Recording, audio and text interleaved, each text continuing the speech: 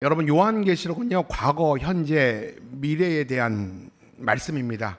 과거에 일어난 일, 그리고 현재 일어나고 있는 일들, 그리고 앞으로 일어날 일들에 대해서 예언한 책이 요한계시록이에요. 그렇기 때문에 요한계시록을 공부하면서 이게 언제 일어난다는 거야 라고 궁금증이 생깁니다. 과거에 일어날 수도 있어요. 지금 현재 일어나고 있는 상황일 수 있고, 아직은 안 일어났지만 언젠간 일어날 수 있는 상황일 수 있습니다. 그렇기 때문에 우리가 요한계시록을 듣고 읽고 행해야 돼요. 이게 굉장히 중요합니다. 우리가 알아야지 패하지 않습니다.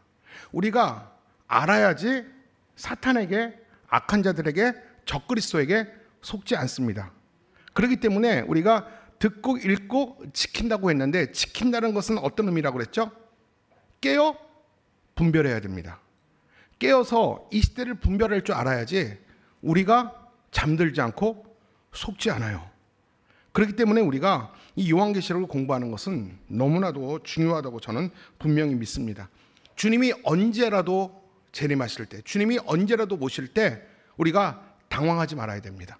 언제라도 오실 수 있다라는 생각을 가지고 오늘을 살아야 돼요. 징조로 주님이 오실 날을 알 수 있어요. 주님이 언제 오신다라는 말씀은 성경에 없습니다. 여러분, 주님이 언제 오신다라고 말한다면 그가 누구일지라도, 여러분이 아무리 존경하는 부모님일지라도, 여러분이 아무리 신뢰하는 목회자일지라도 그 날짜를 얘기하고 그 날짜에 주님이 오신다라고 말하면 그때부터, 그 순간부터 그 사람과 인연을 끊으세요. 부모와 인연 끊으면 안 되겠다. 만약에 어느 날 여러분이 교회에서 목회자가 그렇게 이야기를 한다면 절대 그 교회는 다니지 마십시오. 그 교회는 이단입니다. 그 때와 시는 주님도 모른다고 했어요. 하나님만이 아신다고 그랬습니다. 우리는 뭐예요? 언제라도 주님이 오실 때 맞이할 준비를 하고 있어야 되는 것입니다. 우리가 저번 주 이어서 계속 요한계시록 14장을 보도록 하겠습니다. 사도 요한이 그 저번 주에 무슨 환상을 봤습니까? 시온산에서 어린 양과 14만 4천에 있는 환상을 보았다고 그랬죠. 그리고 오늘 또 환상을 봤는데, 이어서 본 환상은 뭐냐면 공중을 날아다니는 새 천사의 환상을 봅니다. 몇 명의 천사? 3명의 천사의 환상을 봅니다. 그 3명의 천사가 공중을 날아다니면서 구원받은 백성들에게 메시지를 크게 전해요. 그 메시지가 무엇인가에 대해서 오늘 같이 공부를 할 겁니다.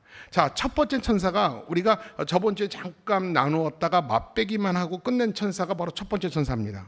그 천사를 다시 소환해서 다시 이야기를 들어보도록 하겠습니다. 자, 요한은 공중을 날아다니면서 큰 음성을 외치는 천사를 보았다고 그랬죠. 도대체 천사들이 무슨 음성을 외쳤을까요? 6절 말씀을 볼게요. 잘 기억하시면서 들으셔야 돼요. 잘 따라오셔야 돼요. 6절 시작. 또 보니 다른 천사가 공중에 날아가는데 땅에 거주하는 자들 곧 모든 민족과 종족과 방언과 백성에게 전할 영원한 복음을 가졌더라.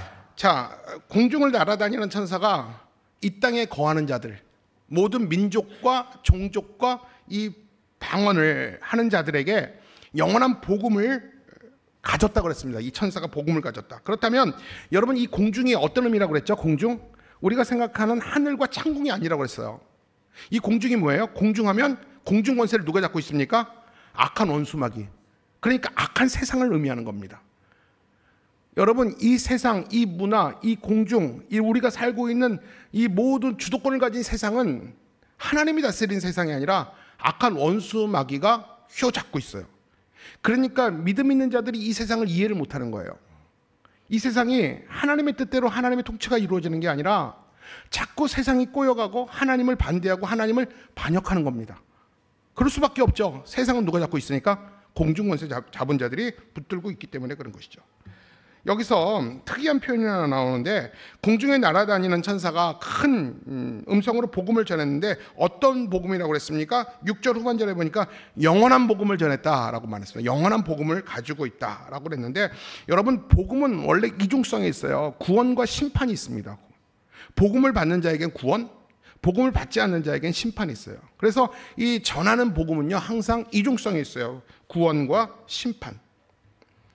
영원한 복음이란 뭐냐면 모든 시대를 막론하고 생명을 살리는 유일한 복음인 것입니다. 이게 영원한 복음이에요. 어떤 과거, 현재, 미래, 앞으로도 이 복음 외에 다른 복음이 없습니다. 생명을 살리는 이 유일한 복음 외에 다른 복음이 없습니다. 이 복음이 바로 영원한 복음이라는 것입니다. 그리고 지금도 그 영원한 복음은 오늘도 전해지고 있어요. 어디에서 전해집니까? 천사가 우리 머리 위로 날아다닙니까? 지금은 천사가 날아다니지 않지만 그럼에도 불구하고 이 악한 권세 가운데, 이 악한 세상 가운데, 타락한 이 만물 가운데, 그럼에도 불구하고 하나님의 말씀이, 영원한 복음이 전해지고 있어요. 어디서?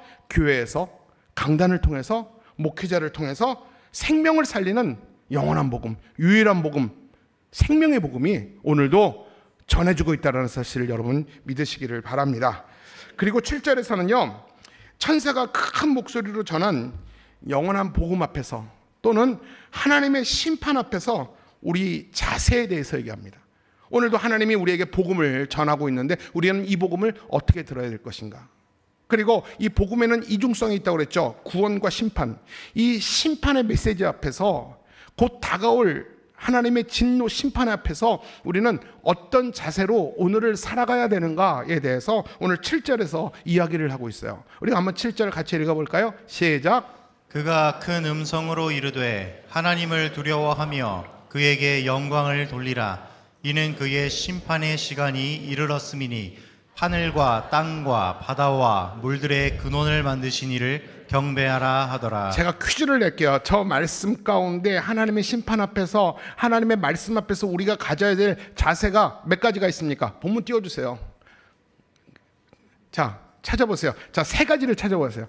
자, 하나님의 심판 앞에서, 하나님의 존전 앞에서, 하나님이 선포하시는 말씀 앞에서 우리가 취해야 될 자세가 세 가지. 뭐예요? 첫 번째가 시작. 하나님을 두려워하라. 두 번째, 하나님께 영광을 돌리라. 세 번째 뭐예요? 천지 만물을 창조하신 하나님께 경배할지어다. 이것이 오늘 마지막 시대를 살아가는 하나님의 심판 앞에서 살아가는 우리들의 변함없는 자세라는 것입니다. 어찌 보면 이 천사가 전한 메시지는요, 심판 직전에 예고된 재난 경고 같아요. 하나님의 심판이 곧 임했으니 두려워하라는 거예요. 여러분, 저에게, 여러분에게 하는 말씀이에요. 믿는 우리들에게 하는 말씀이에요. 루즈하게 생각하지 말라는 거예요. 신앙을 감성적으로 생각하지 말라는 거예요. 신앙생활을 치열하게 해야 됩니다. 왜요? 심판이 곧 오기 때문에. 하나님의 심판에 내가 준비가 되어 있는지, 하나님의 심판대를 내가 두려워하라는 겁니다. 그리고 계속해서 하나님께 영광 올려드리고 거짓 선지자들과 또 세상을 주님보다 더 사랑하는 그 우상들 앞에서 타협하지 않고 하나님께만 예배와 경배를 올려드리라는 겁니다. 이것이 우리 마지막 자세라는 것입니다. 여러분, 하나님은 질서의 하나님입니다. 맞습니까?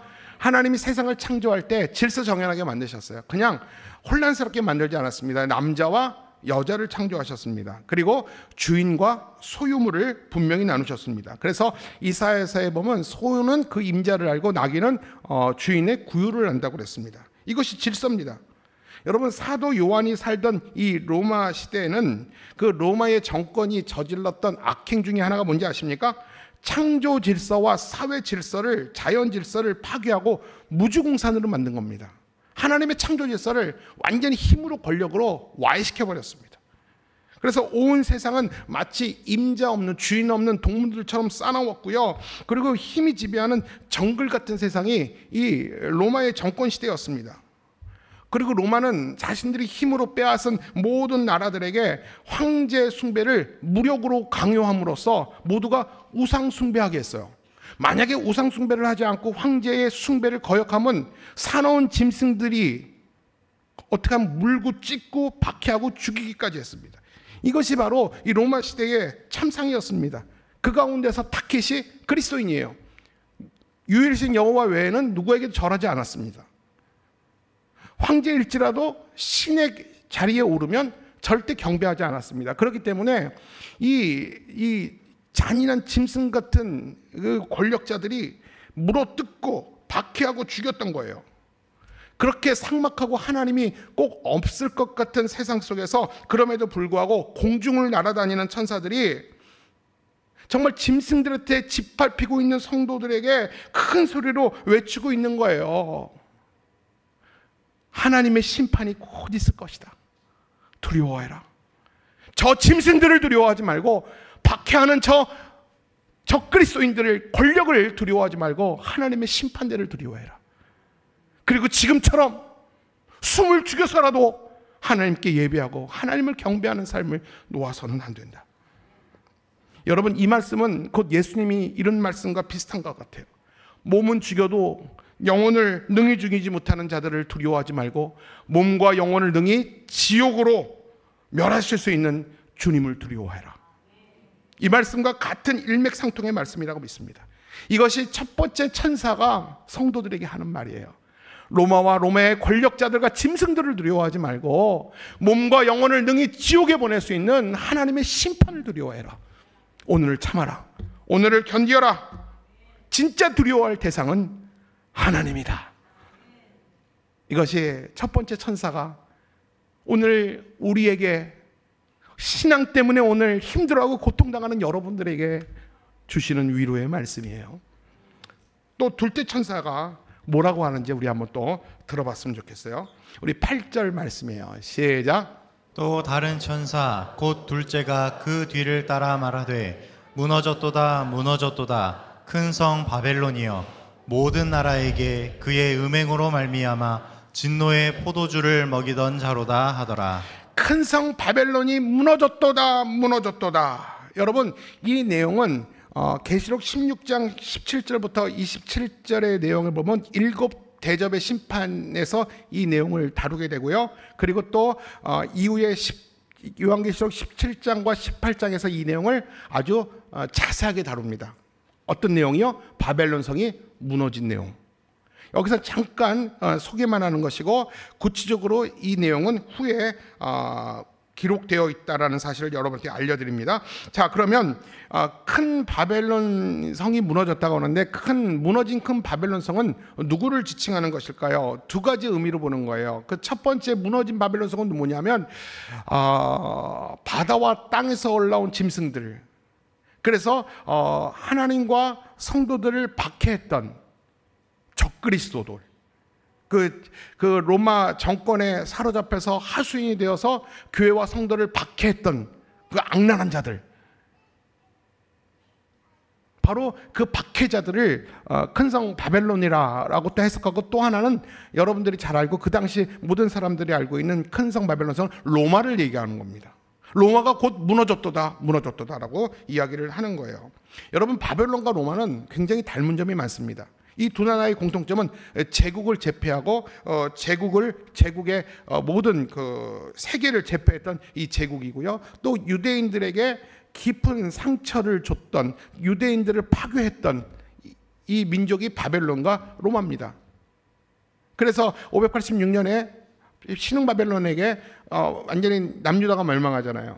그리고 또 다시 한번 로마에게 또 멸망당하잖아요. 그렇기 때문에 유대 사람들에게, 이스라엘 사람들에게 있어서 이 바벨론이랑 이 로마는 자신들을 파괴했던 아주 적 같은, 원수 같은 그런 존재가 바로 바벨론이고 로마였습니다. 자, 그렇다면 당시 바벨론이 무너졌다라고 선언했을 때 현실적으로 로마는 굉장히 강대했어요. 여러분 한번 생각해 보세요. 입장을 바꿔 생각해 보세요. 지금 로마는 팍스 로마나를 구가하면서 전 세계를 제패했던 최강의 나라가 로마입니다. 그런데 그런 로마를 향하여 우리들끼리 바벨론이 무너졌도다 로마가 무너졌도다 이렇게 선포했을 때 누가 믿는 자들이 있었겠습니까? 이것은 마치 노아 시대 때 햇빛이 쨍쨍 내려 쬐는데 비가 올 줄 알고 홍수가 올 줄 알고 배를 짓는 것 같았어요. 믿는 자들은 그 약속의 말씀, 오늘 계시록의 말씀을 믿고 해가 쨍쨍 떠 있는데도 불구하고, 사람들이 조롱함에도 불구하고 땀 뻘뻘 흘리며 배를 짓는 것처럼 그들은 고통 속에서도 하나님의 약속을 이루시겠지라는 믿음을 가지고 그들은 견디고 인내하며 박해 속에서도 믿음을 붙들고 있었습니다. 사랑하는 여러분, 아까도 말했지만 지금 로마는 팍스 로마를 구가하면서 최고의 전성기를 맞고 있어요. 그런 로마를 향하여 멸망할 것이다 예언한 것이죠. 결국 이 예언대로요, 여러분 정말 476년에 이 서로마는 게르만에게 망합니다. 그리고 1000년 뒤에 이 동로마는 오스만 투르크에게 정말 또 망하게 됩니다.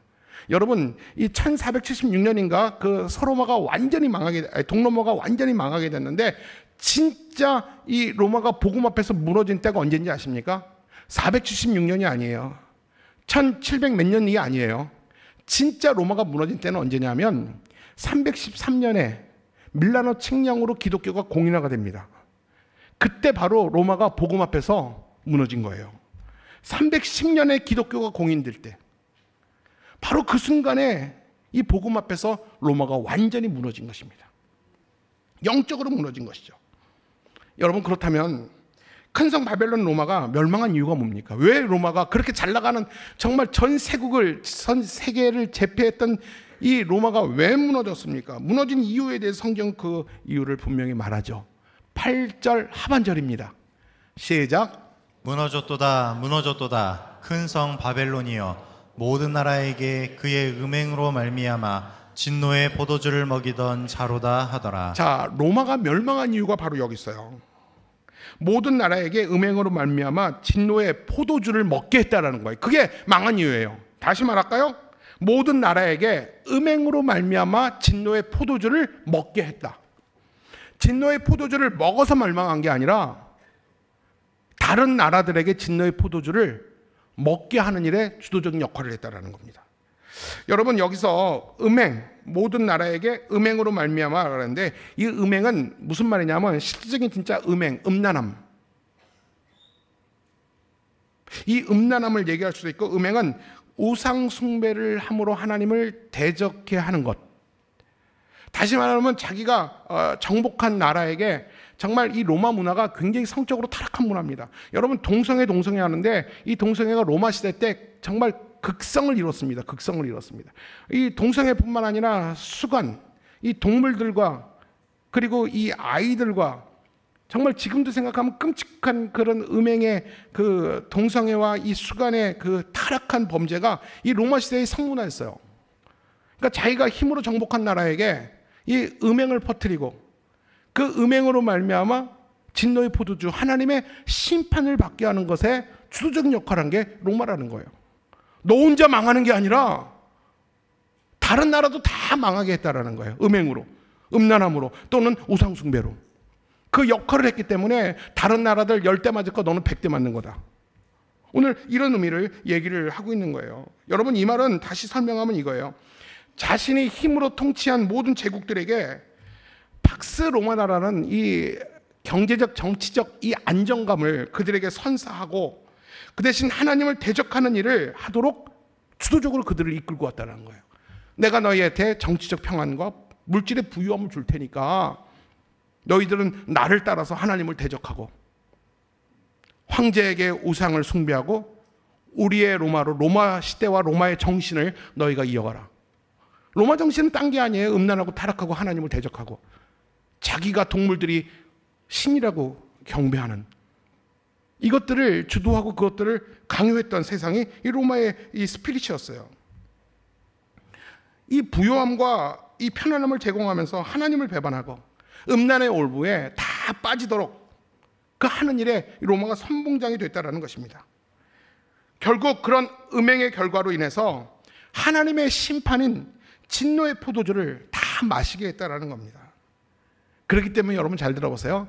로마가 멸망할 때 로마만 멸망한 게 아니라 그와 동조했던 수많은 나라들도 함께 멸망했다라는 겁니다. 진노의 포도주를 먹게 하는데 네가 주도적인 역할을 했다. 그래서 너만 멸망한 게 아니라 너와 동조했던 자들, 네가 함께했던 자들도 다 멸망한 것이다 라고 성경은 이야기를 하고 예언을 하는 것입니다. 여러분, 오늘 이 말씀이 이 로마 제국에 대한 경고만이 아니라 우리들에게 동일하게 적용되는 예언입니다. 지금 이런 유사한 역사 속에 있는 수많은 역사와 나라들이 있어요. 동일하게 적용되는 경고의 말씀입니다. 특히 여러분, 교회와 복음을 지금도 적대시하고 진리를 왜곡하는 이 공산주의 사회주의, 그리고 이슬람들이 큰 성 바벨론입니다. 그리고 거기에 동조하며 함께하는 자들과 정권이 진노의 포도주를 마시게 하는 자들이에요. 그뿐 아니라 여러분, 이 공산주의만이 문제 아니에요. 이슬람만이 문제 아니에요. 우리 자본주의도 또 문제가 있을 수 있어요. 뭐냐 하면 물질 만능의 세계관을 가지고 모든 사람들을 세속화시키고 한탕주의와 음란과 마약에 빠져있는 세상 나라들 또한 이 권세를 잡은, 세상 권세를 잡은 마귀들이 진노의 잔을 우리들에게 먹이고 있는 거예요. 여러분, 예전에 우리가 한참 어려웠을 때는요, 이렇게 타락하지 않았어요. 이렇게 음란하지 않았어요. 이렇게 죄가 관영하지 않았어요. 우리 안에 있는, 언제 순간부터 우리 안에 찾아온 편안함과 이 편리함 때문에 우리가 더 많은 죄가 우리 삶 가운데 들어왔어요. 그것을 즐기고 있습니다. 한탕주의, 이 마약, 여러분, 그 수면 밑으로 마약이 얼마나 많이 퍼져 있는지 모르겠습니다. 여러분, 이 많은 것들을 누가 주도하고 있습니까? 공중권세자고 있는 마귀들이 우리에게 진노의 포도주를 먹게끔 우리를 주도하고 자극하고 유도하고 있다는 것입니다. 여러분, 바벨론이나 로마는 대표적인 것일 뿐, 주님 오시는 날 하나님을 대적하고 하나님을 떠난 자들, 그리고 그런 자들을 동조하며 지지했던 자들은 바벨론처럼 무너질 것이라고 이야기를 합니다. 여러분, 정신 똑바로 차려야 됩니다. 내가 그 자리에 있지 않더라도 내가 그들을 지지하고 그들을 응원하고 그게 맞다고 여기고 또 함께 그런 자들과 뜻을 모으면 하나님이 그 악한 자들을 멸망시킬 때 거기에 함께 했던 자들도 기억하고 같이 진노의 포도주를 먹게 한다는 것입니다. 이게 오늘 우리 시대에 들어야 될 메시지예요. 이게 공산주의만, 이슬람만 위험한 게 아닙니다.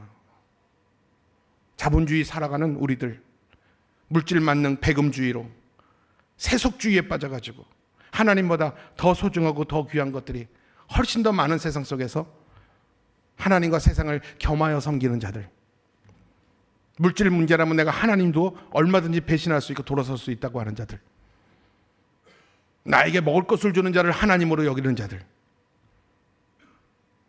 내게 복을 주는 자가 하나님이고 나에게 복을 주지 않으면 그가 누구일지라도 하나님이 여기지 않겠습니다 하는 자들. 예수 믿는 이유가 내가 잘 살고 잘 먹는 거, 내 새끼들 잘 되는 것이 내가 예수 믿는 이유가 되는 자들. 여러분, 마귀에게 속고 있는 거예요. 그런 자들, 마귀가 무저갱에 빠질 때, 마귀가 심판받고 마귀가 하나님 앞에 완전히 제압당할 때 그들만이 아니라 함께했던 자들도 진노의 포도주를 마신다는 거죠. 이건 무서운 말이죠. 마지막으로 세 번째 천사의 메시지를 보겠습니다.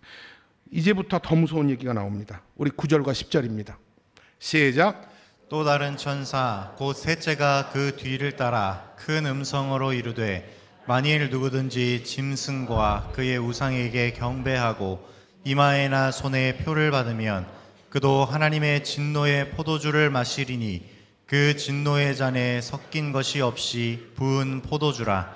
거룩한 천사들 앞과 어린 양 앞에서 불과 유황으로 고난을 받으리니. 지옥에 관한 메시지예요. 여러분, 지옥에 관한 메시지 들어보셨습니까? 당시 이 로마가 던져주는 달콤한 사탕에 눈이 멀어서 황제를 숭배한 자들, 동물이 무서워서 짐승을 섬긴 자들, 그래서 그 이마와 그리고 손목에 표를 받은 자들이 받을 구체적인 심판에 대해서 오늘 이야기를 하고 있습니다. 이 말은 결국 진노의 포도주를 마시게 될 건데, 이 진노의 포도주라는 것은 결국 이렇게 표현하면 될 것 같아요. 여러분, 사극 보면 악한 자들과 막 놀아나죠. 잘 나갑니다. 한탕적으로 아주 잘 나갑니다. 그러다가 정권이 바뀌면 새로운 왕에게 사약이 내려집니다. 여러분 아십니까? 이 진노의 잔이 정권이 바뀌고 새로운 왕이 오면 사약이 내려지는 거예요. 여러분, 사약이 내려진다는 건 뭡니까? 심판과 멸망입니다. 악한 자들은 이 팍스 로마나가 영원히 갈 줄 알았어요.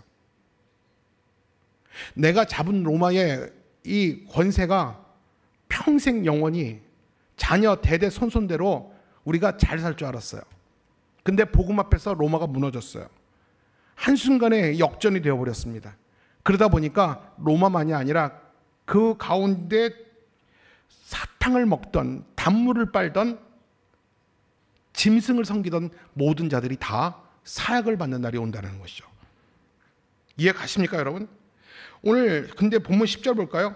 10절 한번 보면 진노의 잔에 섞인 것이 없다라고 말했습니다.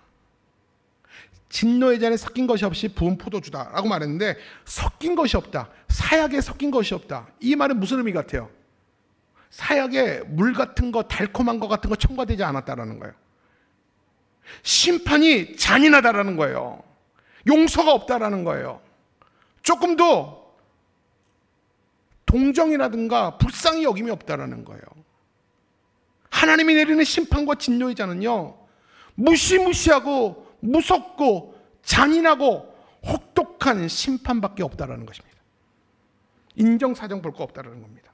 또 심판은 본 진노의 포도주만이 아니라 게다가 10절 하반절에 보니까 이렇게 써 있습니다. 거룩한 천사들 앞과 어린 양 앞에서 불과 유황으로 고난받으리니. 여러분 저 말 좀 띄워주세요. 자, 어린 양이 누구냐면 심판주예요. 예수님은 심판주입니다.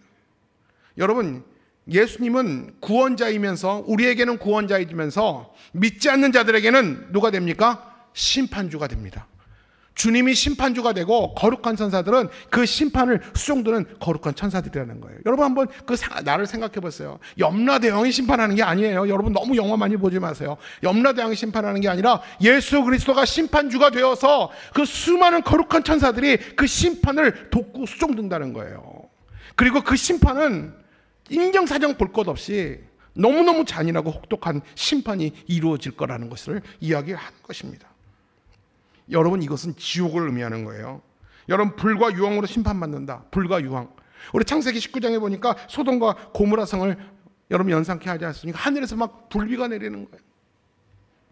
여러분, 이게 우리가 상상이나 해보면 너무 끔찍한 일 아닙니까? 결국 지금까지 자신들이 교회와 성도를 박해했던 그 가해보다 말로 다할 수 없을 만큼 더 큰 고난과 고통과 수치를 결국 그날에 당하게 된다는 거예요. 근데 문제는 이제부터 잘 들어보세요. 그들이 당하는 고통은 절대 일시적이 아니라는 것입니다. 우리 11절 볼까요? 11절 시작. 그 고난의 연기가 세세토록 올라가리로다. 그 고난과 고통이 세세토록 혹독하게 그 대가를 치르게 된다는 거예요. 여러분, 인생은 깁니까 짧습니까? 길어요 짧아요? 젊은 사람들은 인생이 길다고 생각해요. 근데 50 넘어가면서 인생이 왜 이렇게 짧노? 하루하루는 긴데 돌아보면 왜 이렇게 짧노? 그래요 안 그래요? 그렇게 생각하는 사람도 다 나이 먹고 있는 사람들이에요. 그렇지 않습니까? 여러분, 근데 인생도 나이가 들어가면 짧고요, 여러분 인생의 기쁨도 짧아요. 위로가 되는 건 고통도 짧습니다. 근데 죽음 이후에 영원한 삶은 깁니다. 죽음 이후의 삶은 너무너무 길어요. 여러분, 오늘의 결론이 뭔지 아십니까? 짐승과 우상을 경배하고 그 이름의 표를 받는 자들은 이 세상에서 주는 잠깐의 낙을 쫓다가 영원히 세세토록 지옥에서 고통을 당하게 된다는 무서운 메시지가 오늘 본문의 메시지예요. 여러분, 저는 그 사우나를 좋아해요. 그래서 거기 뭐 별로 때는 안 밀어요. 그러면 저는 저희 둘째 형과 한때 좀 고집이 있어가지고 누가 사우나 오래 있나 그 시합을 한 적도 있어요. 미련한 짓이죠. 절대 하지 마세요. 저는 지는 걸 싫어해가지고, 그때 내가 고등학교 때 우리 형이 그 대학 학교 다닐 때인데 설악산 어디 놀러 가가지고 사우나에서 누가 더 오래 있는지 했어요. 진짜 오래 있었어요. 근데 우리 형이 결국 나갔는데 제가 거기서 쓰러져서 기절을 했어요. 그래서 사람이 날 데리고 나왔어. 아휴, 참 옷이나 입고 들어갔으면 몰라도. 여러분, 저는 늘 사우나에서도 은혜 받아요. 너무 덥고 힘들면 나오면 되잖아요. 안 그래요? 여러분, 못 나온다고 생각해봐요. 장우철 장로님, 내가 원로 목사님 닮았나 봐요. 김현주 권사님. 만약 사우나에서 누가 뒤에서 문 잠갔다, 어떡하실래요? 미쳐 죽는 거죠. 그 사람 경찰에 신고하고. 여러분, 저는 사우나에서도 가끔 그 생각해요. 지옥이 얼마나 두려운가. 이 사우나도 너무 힘든데 나오고 싶으면 언제든 나가지만 이 지옥은 영원토록 나가지 못한다면 얼마나 고통스러운가. 영원토록 세세토록 지옥에서 이 고통당하는 거예요. 이게 우상을 숭배하고 짐승에게 표받은 자들, 교회를 박해하고 또 그 교회를 박해하는 권세와 세력에 내가 동조했던 자들, 그들이 당하는 이 고통과 어려움이라는 것이죠. 그리고 마지막으로 지옥에 대한 활용 정점 같은 말을 한마디를 더합니다. 우리 11절이에요. 11절 시작. 짐승과 그의 우생에게 경배하고 그의 이름표를 받는 자는 누구든지 밤낮 쉼을 얻지 못하리라 하더라. 여러분, 천국이든 지옥이든 특징이 하나 있는데 영원해요. 천국의 기쁨도, 천국에서 하나님의 나라의 기쁨도 영광도 영원합니다. 여러분, 지옥의 고통도 영원해요. 여러분, 제가 무서운 얘기 한마디 해드릴게요. 여러분, 혹시 그래서는 안 되지만 혹시 몸이 너무 아파서 잠을 못 잘 정도의 고통이 있어 본 적 있습니까? 너무너무 아파서 눈물이 날 정도로, 이가 갈릴 정도로 아픈 분 있어요? 허리도 못 펴고. 여러분, 그 요로 결석처럼 막 그 아이 막 출산하는 그 엄마의 산모의 고통처럼 이러지도 못하고 저러지도 못하고 너무 고통스러워서 눈물이 펑펑 나는, 여러분 그런 시간 기억하십니까? 여러분, 만약 세세토록 영원히 그렇게 이가 갈릴 정도의 매일매일의 아픔이 있다면 여러분 얼마나 끔찍할까요? 여러분, 이곳이 지옥이라고 생각하면 어떨까요? 죽고 싶어도 죽지 못하고 벌레 한 마리도 마음대로 죽지 못하는 것이 지옥이다. 여러분, 잘 들으세요. 천국이 실제하는 것처럼 지옥도 실제해요. 우리가 신앙생활하면서 하나님을 두려워하는 것은 믿음이에요. 신앙입니다. 말씀을 정리할게요. 제가 설교 초반을 시작하면서 첫째 천사가 공중을 날아다니면서 전했던 메시지 중에 하나가 하나님을 두려워하라. 하나님을 두려워하라. 마지막 때일수록 여러분의 유혹과 여러분이 흔들릴수록, 신앙이 약해질수록, 자꾸 두 마음이 생길수록 하나님을 두려워하셔야 돼요. 제가 얼마 전 그 교회 마당 앞에서 어떤 분과 이런저런 얘기하다가, 목사님 걱정하지 마세요. 저는 주일날 절대 안 빠져요. 지옥 가는 게 무서워서라도 저는 안 빠져요. 저는요, 지옥 가는 게 무서워서 헌금도 내고요, 그래도 어떻게 해서 전도도 하려고 그러고요, 지옥 가는 게 무서워서. 그래서 아니, 지옥 가려고 그렇게 신앙생활하면 안 되고 하나님을 사랑한다고 그렇게 해야죠. 그러니까 아니에요, 저는 절대 지옥 안 가려고 그렇게 합니다. 지옥이 너무너무 무서워요. 그리고 그분이 그렇게 가는 걸 보고 나서 내가 무슨 생각을 했냐면, 우리에게 좀 저런 신앙도 필요하지 않을까. 하나님을 두려워하는 신앙, 지옥이 실제 있다라는 것을 염두하는 신앙. 여러분, 천국과 지옥을 염두하면서 내 신앙을 지켜가는 거 필요하다고 생각하지 않으세요? 여러분, 지옥이 감상적이지 않아요. 뭐 어떤 사람 그렇게 말해요. 아직도 뭐 사람 사는 곳인데, 거기도 사람 사는 곳인데. 여러분, 이게 말이나 되는 소리입니까? 그건 그냥 하는 소리죠. 내가 그 얘기 하지 말고요. 여러분, 제가 말씀할 때 우리 여자분들은 산모의 고통 생각하세요. 남자들은 요로결석 때문에 허리도 못 펴고 막 쩔쩔쩔쩔 매고 이러지도 저러지도 못하고 그 고통 생각하세요. 영원토록 세세토록 영계에서 오르는 불이 끊이지 않아요. 여러분, 하나님을 두려워하세요. 하나님의 심판이 있다는 사실을 늘 기억하고 살면 우리 삶이 진지해져요. 이렇게 대충대충 교회 안 나와요. 이렇게 대충대충 세상과 하나님을 대충대충 이렇게 한 발씩 올려놓고 살지 않습니다. 거짓말하지 않아요. 오늘 금요기도에 나온 분들에게 말할게요. 헌금도 대충대충 안 해요. 주일 출석도 대충대충 안 합니다. 말씀을 정리하겠습니다. 오늘 성경에서 언급하고 있는 지옥에 대한 경고의 말씀에 대해서 우리가 두려움이 있어야 돼요. 이전에 이런 말을, 제가 여러분들 다 아는 말이죠.